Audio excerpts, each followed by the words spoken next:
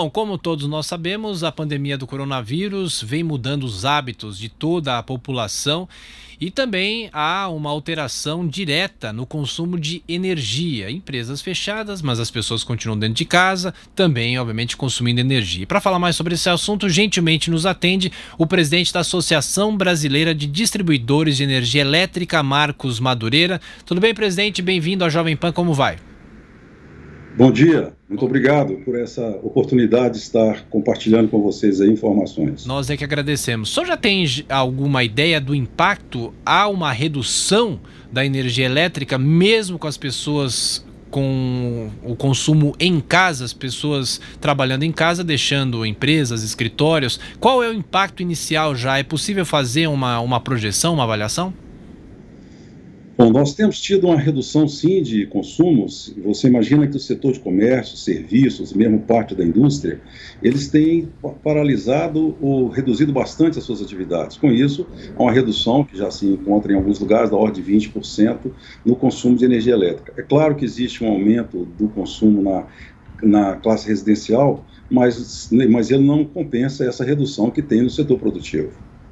Agora, em relação a impostos, o senhor acha que o setor deve obter alguma ajuda federal? Também tem essa discussão dos consumidores que podem deixar de pagar as contas sem ter uma penalização. Alguns estados vêm adotando essa medida. O que pode mais acarretar essa crise nessa área da energia elétrica? Bom, esse é um outro ponto. Além da redução do consumo, há sem dúvida um aumento da inadimplência. Pessoas que têm mais dificuldade nesse momento de efetuar o pagamento das suas faturas de energia elétrica. E a Agência Nacional de Energia Elétrica, ANEEL, ela definiu que não se pode fazer a suspensão do fornecimento de energia para os consumidores residenciais durante 90 dias. Ou seja, durante 90 dias não se pode efetuar essa suspensão.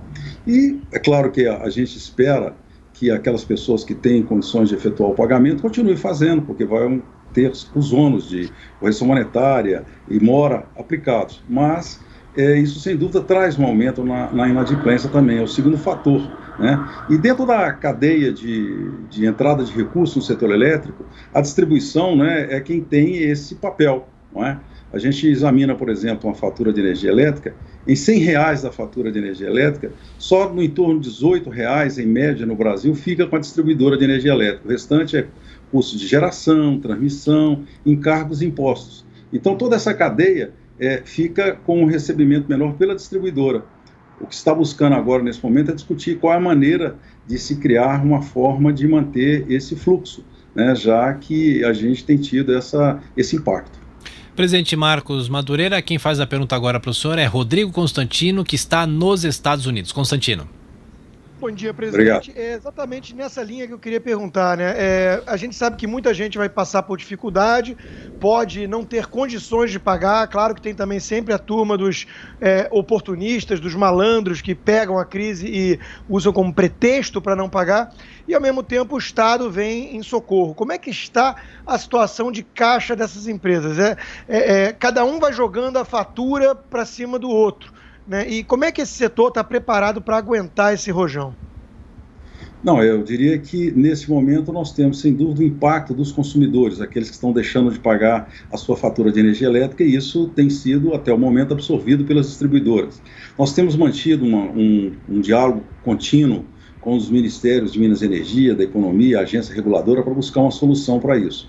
Existem, sim, algumas soluções que estão em discussão no âmbito desses ministérios e da agência, que a gente espera, Rodrigo, que sejam implantadas no decorrer dos próximos dias, que elas sejam já definidas.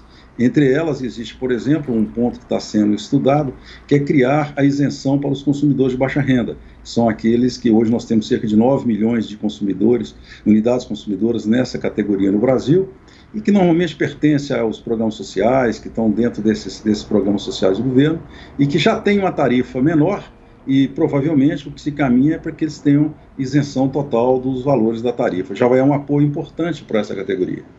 Pergunta agora de Paulo Matias. Paulo.